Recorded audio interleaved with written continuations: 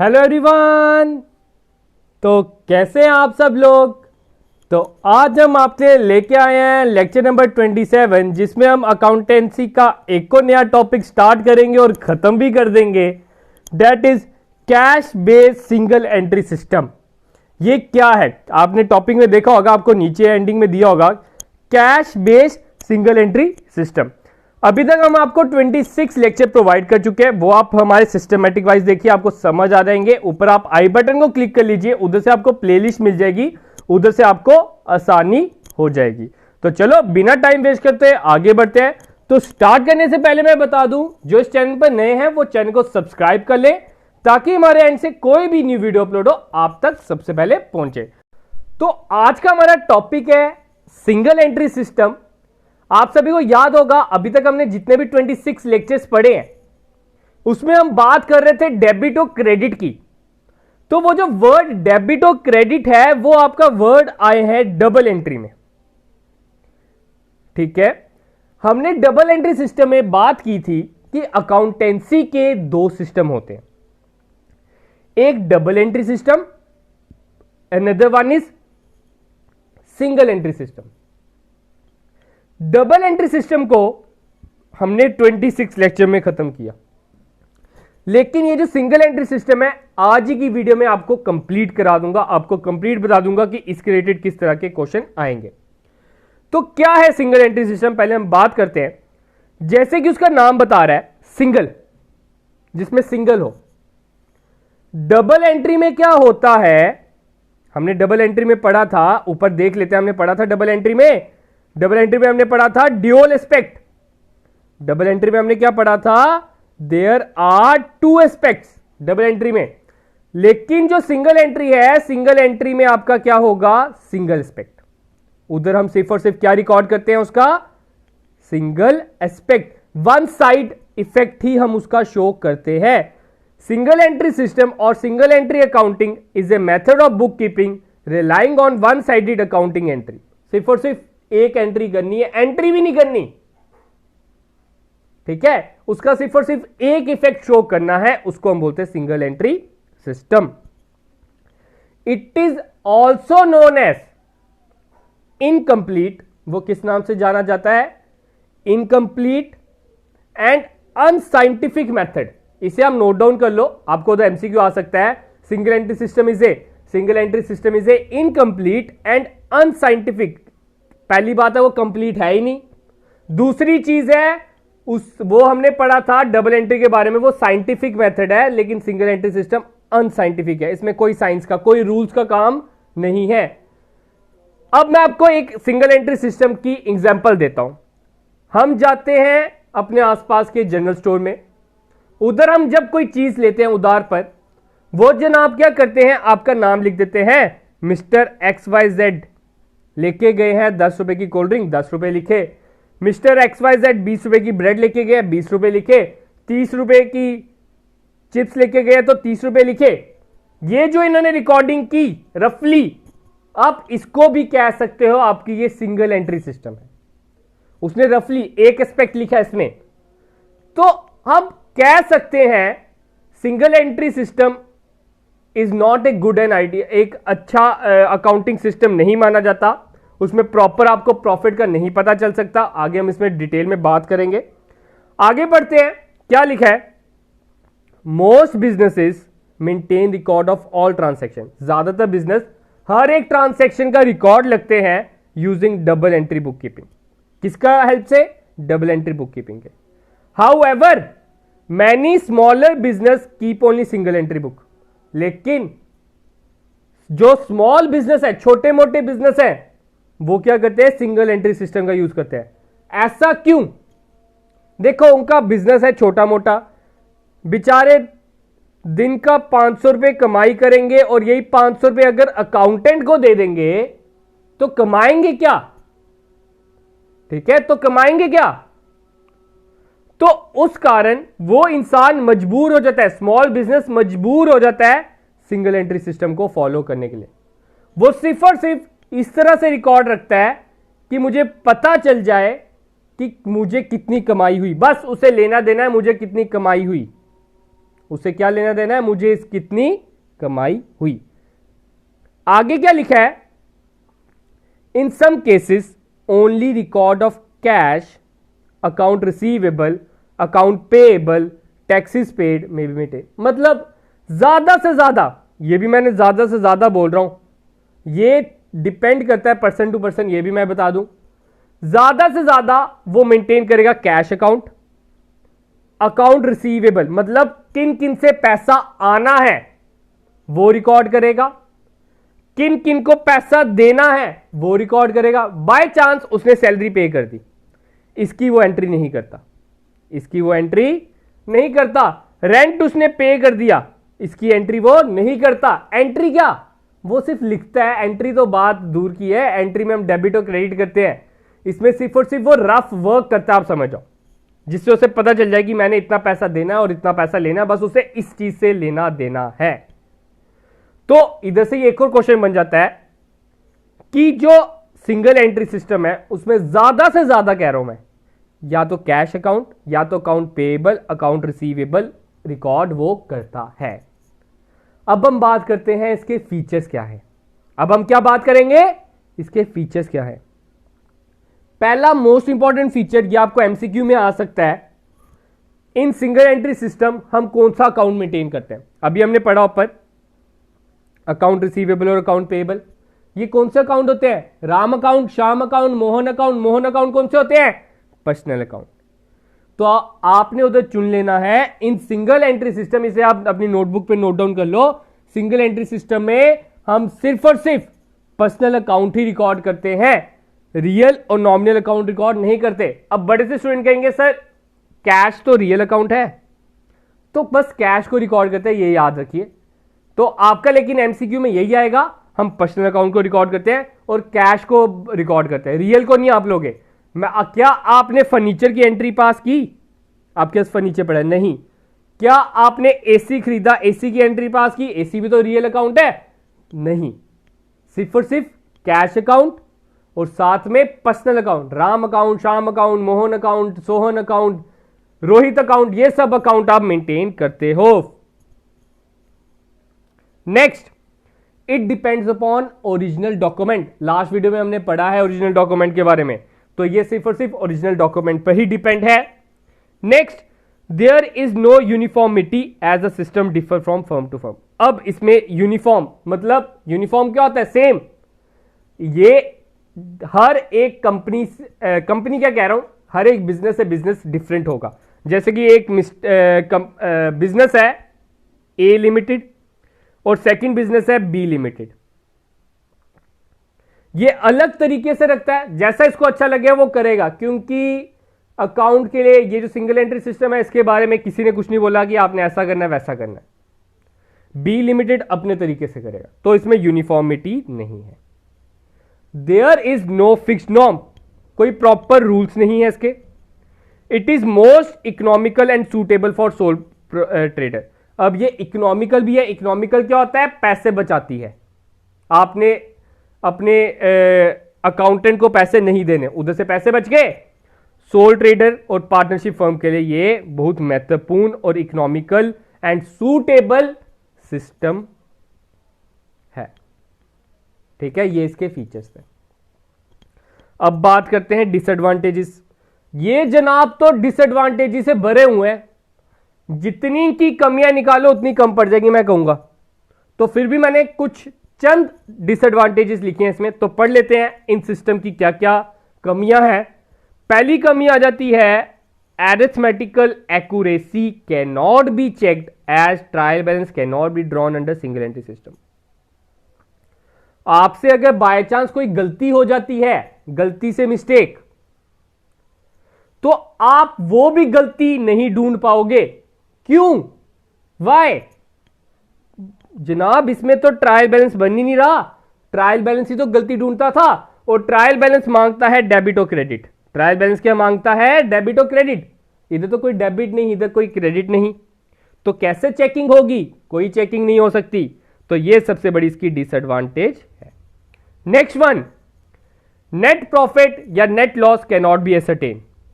आपको प्रॉफिट हुआ है या लॉस हुआ है, ये हम इधर से नहीं पता कर सकते, ये हम इधर से नहीं पता कर सकते। क्यों? क्योंकि इसमें ट्रेडिंग अकाउंट नहीं बन रहा, प्रॉफिट एंड लॉस अकाउंट नहीं बन रहा। अभी मैं बताता हूं, बना के बताता हूं। मैं अगर मैं एक सोल ट्रेडर हूं तो मैं कैसे करूंगा सिंगल एंट्री सिस्टम, आगे इसके बाद हम वही करेंगे। Next, financial position of the business can not be drawn. Financial position कौन बताता है? सर वो तो बैलेंस शीट बताती है ना, बैलेंस शीट ही बताती है। लेकिन इधर हमारे पास कोई एंट्री नहीं है, मशीन की कोई एंट्री नहीं है हमारे पास, फर्नीचर की कोई एंट्री नहीं है हमारे पास, बैंक लोन की। तो उस कारण हम एसेट कैसे बनाएंगे, उस कारण हम लायबिलिटी कैसे बनाएंगे? तो ये पॉसिबिलिटी नहीं है, बैलेंस शीट नहीं बना सकते। तो ये भी इसका सबसे बड़ा नुकसान है, हम ये इसके थ्रू अपनी फाइनेंशियल पोजीशन नहीं देख सकते। अगला, theft and other losses are less likely to be detected. बड़ी मुश्किल से अगर आपकी दुकान पे कोई चोरी हो जाती है, बड़ी मुश्किल से वो डिटेक्ट हो पाएगा, आप उसे पता कर पाओगे कि हमारे किसी एम्प्लॉय ने कोई चोरी की है या किसी और कारण से कोई सामान कोई उठा के ले गया। सिंगल एंट्री सिस्टम के कारण हमें नहीं पता चलेगा। वो क्यों? डबल एंट्री में हमें पता है हमारी दुकान पर पड़े हैं 10 पीसेस, ठीक है, किसी भी चीज के 10 पीस पड़े हैं। लेकिन सिंगल एंट्री के अकॉर्डिंग हमें नहीं पता होता कि हमारी दुकान में 10 पीस पड़े, 9 पीस पड़े, 15 पड़े कि 50 पड़े। तो उस कारण अगर कोई भी चोरी होती है या कोई नुकसान होता है, वो हम सिंगल एंट्री के अकॉर्डिंग नहीं पता कर सकते। नेक्स्ट है, डाटा में not be available to management for effectively planning and controlling the business. अब मैनेजमेंट है, मैनेजमेंट का मेन मकसद है बिजनेस को मैनेज करना, ठीक है। मैनेजर्स का मेन मकसद क्या है? बिजनेस को मैनेज करना। अब उनके पास प्रॉपर डाटा ही नहीं है कि हमने इतना पैसा देना है, इतना पैसा लेना है, इतनी सैलरी देनी है, इतना रेंट देना है, इतनी कमीशन पानी है, इतनी डिविडेंड देना है। तो वो कैसे प्लानिंग करेंगे कि हम इतना पैसा उठाते हैं मार्केट से तो हमें इतना प्रॉफिट होगा? कैसे वो कंट्रोल करेंगे जब उनके पास कोई डाटा ही नहीं है, कोई रिकॉर्ड ही नहीं है? तो ये भी इसका सबसे बड़ा नुकसान है। आगे अब हम बात करते हैं, अब हम बिजनेस करते हैं, मेन मकसद क्या है बिजनेस में? सर प्रॉफिट कमाना। Business is equal to profit. कोई भी बिजनेस करना है प्रॉफिट कमाने के लिए। अगर आपका नॉन प्रॉफिट ऑर्गेनाइजेशन है तो उसके लिए हम एनपीओ उसको बोलते हैं, ठीक है, जो अगर आपका प्रॉफिट कमाना मेन मकसद नहीं है, ठीक है। लेकिन जो बिजनेस वर्ड है वो प्रॉफिट से रिलेट करता है। अब सिंगल एंट्री सिस्टम है, अकाउंटेंसी का सिस्टम है इसमें, लेकिन प्रॉफिट तो पता चलना चाहिए। हां पता चलेगा, इसके भी इन्होंने मेथड निकाले कि आपने प्रॉफिट कैसे पता करना है। हमारा डबल एंट्री में कैसे प्रॉफिट निकलता था, कौन से मेथड से निकलता था, वो आप कमेंट सेक्शन में लिख के बताओगे, ठीक है। कौन से मेथड से हमने डबल एंट्री में प्रॉफिट निकाला वो आप कमेंट सेक्शन में लिखकर बताओगे। अब हम बात करते हैं सिंगल एंट्री सिस्टम में कैसे प्रॉफिट निकालना है। पता कैसे निकालते हैं? एक मैं रफ वर्क बताता हूं। फॉर एग्जाम्पल, मेरे पास पड़े हैं सुबह, जब भी आप वीडियो देख रहे हो, ठीक है, आज सुबह मेरे पास थे 100 रुपीज। आज सुबह मेरे पास क्या थे? 100 रुपीज। दिन के एंड में, आज रात को जब मैंने दुकान बंद की तो मेरे पास थे 120 रुपए। कितने थे मेरे पास? 120 रुपए। तो क्या मुझे प्रॉफिट हो गया? ये आ गई मेरी, समझ लो, ओपनिंग कैपिटल। ओपनिंग बैलेंस भी आप बोल सकते हो, ओपनिंग कैपिटल भी बोल लो, इसमें कोई चक्कर नहीं। और ये आपकी आ गई क्लोजिंग कैपिटल। वो क्या करेगा जनाब? सुबह मेरे पास 100 थे, रात को मेरे पास 120 है, मुझे 20 रुपए का प्रॉफिट हो गया। और इधर से उसने पता कर लिया मुझे 20 रुपए का प्रॉफिट हो गया। ये इसका तरीका है प्रॉफिट ढूंढने का, ठीक है, ये इसका तरीका है प्रॉफिट ढूंढने का। तो इसमें कुछ हमने आइटम्स को ध्यान में रख के प्रॉफिट ढूंढना होता है। तो देखते हैं क्या करना होता है। पहले जो क्वेश्चन आता है आपको, क्वेश्चन आपको आएगा, in incomplete records how profit is calculated. कौन से मेथड के through? It is find out through the statement of affairs या नेटवर्थ मेथड। कौन से मेथड से निकालते हैं हम? स्टेटमेंट ऑफ अफेयर्स या स्टेटमेंट ऑफ अफेयर्स को हम बोलते हैं नेट वर्थ मेथड भी बोलते हैं।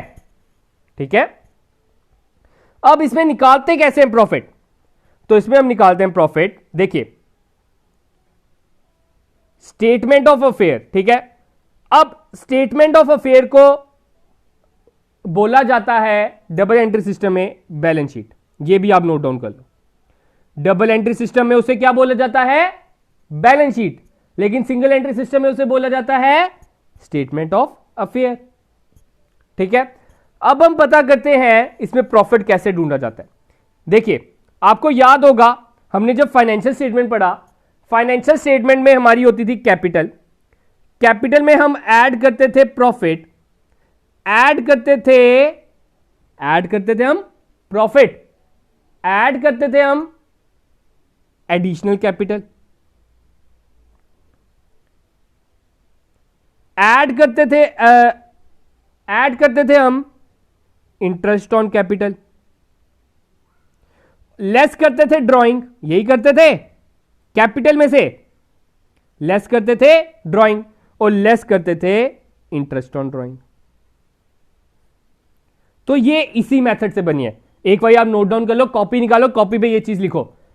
कैपिटल में हम ऐड करते थे प्रॉफिट, प्रॉफिट में हम ऐड करते थे एडिशनल कैपिटल, एडिशनल कैपिटल में हम ऐड करते थे इंटरेस्ट ऑन कैपिटल और ड्राइंग को माइनस करते थे और इंटरेस्ट ऑन ड्राइंग को माइनस करते थे। ये चीज आपने लिख ली। तो इसी मेथड के थ्रू वो निकालता है मुझे कितना प्रॉफिट हुआ। फॉर एग्जाम्पल, वो क्या करता है, मेरे पास दिन के एंड में बचा है 120 रुपए। कितने बचे हैं? 120। मैंने क्या बोला, ड्राइंग में क्या करता था? लेस। आपने क्या कर देना है सिंगल एंट्री सिस्टम में? ऐड। क्यों? Just because of reciprocal. हमने क्या किया? एंट्री को रेसिप्रोकल किया। जैसे कि कैपिटल एट द बिगनिंग में हमने क्या किया? लेस की थी ना ड्राइंग, तो हमारा आंसर आता था कैपिटल एट द एंड। हमारा आंसर क्या आता था? Capital at the end. ये माइनस हो रहा है, उधर जाके क्या हो जाएगा? प्लस। तो एंड में हम क्या करते हैं? ड्राइंग्स को ऐड करते हैं। इसके ऊपर एक क्वेश्चन इसी वीडियो में लाऊंगा तो आपको क्लियर हो जाएगा उधर। इंटरेस्ट ऑन ड्राइंग को भी ऐड करेंगे। लेस किस किस को करेंगे? जिसको ऐड करते थे, जिसको हमने ऐड किया था ना पहले, उसको हम लेस कर देंगे। जैसे कि एडिशनल कैपिटल को लेस, इंटरेस्ट ऑन कैपिटल को भी लेस और कैपिटल एट द बिगनिंग को लेस, और जो भी आंसर आएगा वो आपका होगा नेट प्रॉफिट। अभी नीचे एग्जांपल है तो आपको क्लियर हो जाएगा। क्या किया हमने? कैपिटल एट द एंड लिया, उसमें हमने ऐड किया ड्राइंग और इंटरेस्ट ऑन ड्राइंग को, लेस किया एडिशनल कैपिटल को, इंटरेस्ट ऑन कैपिटल को, कैपिटल एट द बिगनिंग को, और जो बच गया वो हमारा क्या हुआ? Net profit. तो चलो एक क्वेश्चन पकड़ते हैं, आपको क्लियर हो जाएगा। तो ये एक मैंने क्वेश्चन उठाया, आप जैसे क्वेश्चन में देख सकते हो। एक कोई लड़की है Rukmani, started business 1 January with a capital, उसकी स्टार्टेड बिजनेस है, तो ये क्या हो गया? Opening capital. During the year she sold her personal scooter for 12,000, उसने अपना पर्सनल स्कूटर कितने के लिए बेचा? 12,000 का।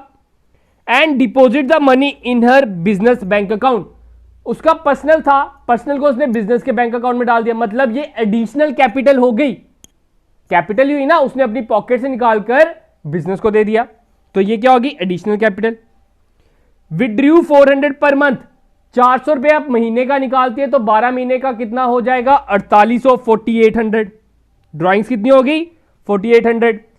Interest on capital was allowed 1000, interest on capital है 1000, interest on drawing 300, her capital at the end 85,000। Find out profit. हम क्या करेंगे? एंडिंग में कितना था हमारे पास पैसा? 85,000।